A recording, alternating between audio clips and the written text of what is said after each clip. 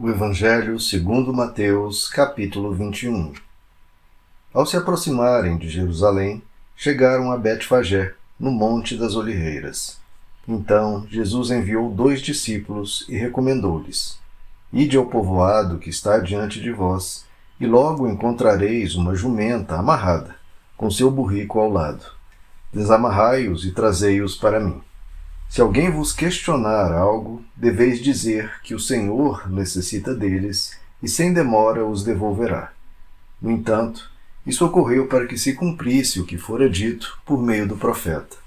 Dizei à filha de Sião: Eis que o teu rei chega a ti, humilde e montado num burrico, um potro, cria de jumenta. Então os discípulos foram e fizeram o que Jesus lhes havia mandado.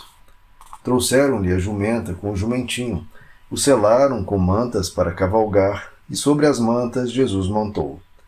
Então, uma grande multidão estendia suas capas pelo caminho. Muitos outros cortavam ramos de árvores e os espalhavam pela estrada.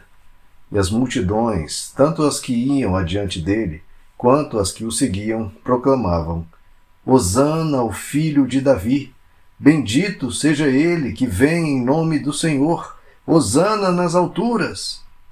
Assim que Jesus entrou em Jerusalém, toda a cidade ficou alvoroçada e comentavam: Quem é este? Então as multidões exclamavam: Este é profeta Jesus, vindo de Nazaré da Galileia. Tendo Jesus entrado no pátio do templo, expulsou todos os que ali estavam, comprando e vendendo. Também tombou as mesas dos cambistas e as cadeiras dos comerciantes de pombas.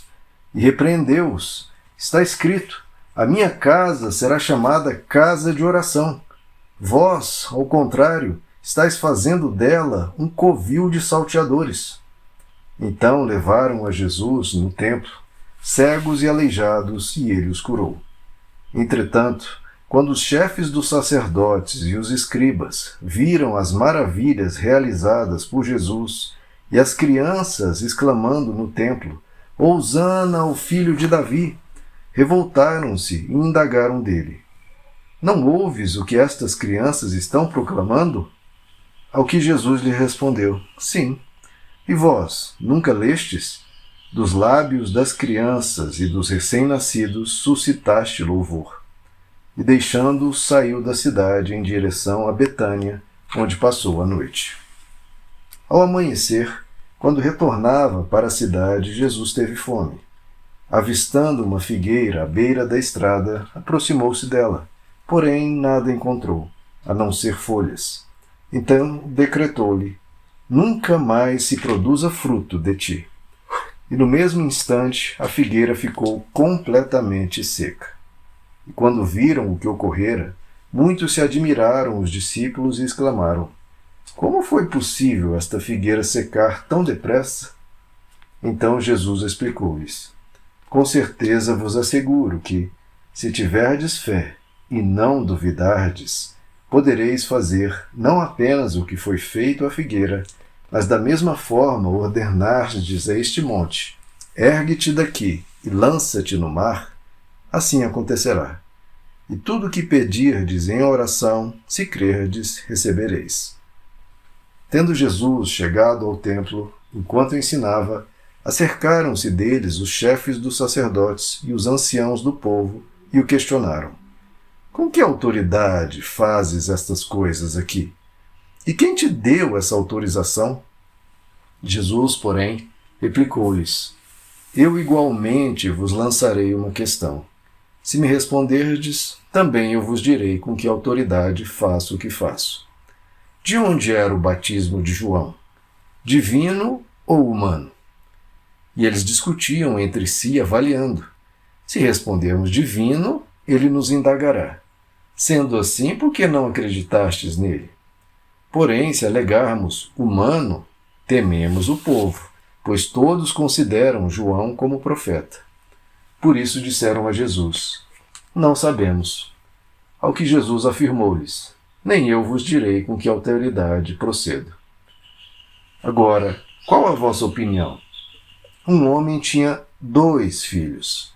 Aproximando-se do primeiro, pediu: Filho, vai trabalhar hoje na vinha? Mas este filho lhe disse: Não quero ir. Todavia, mais tarde, arrependido, foi. Então chegou o pai até o segundo filho e fez o mesmo pedido. Então este lhe respondeu: Sim, senhor. Mas não foi. Qual dos dois fez a vontade do pai? Ao que eles responderam: O primeiro. Então Jesus lhes revelou: Com toda certeza vos afirmo que os publicanos e as prostitutas estão ingressando antes de vós no reino de Deus. Porquanto João veio para vos mostrar o caminho da justiça, mas vós não acreditastes nele. Em compensação, os cobradores de impostos e as meretrizes creram? Vós, entretanto, mesmo depois de presenciardes a tudo isso, não vos arrependestes para acreditardes nele. E mais, atentai a esta parábola. Havia um certo proprietário de terras, que plantou um campo de videiras. Ergueu uma cerca ao redor delas, construiu um tanque para prensar as uvas e edificou uma torre. Finalmente, arrendou essa vinha para alguns vinicultores e foi viajar. Chegando a época da safra, enviou seus servos até aqueles lavradores, para receber os seus dividendos.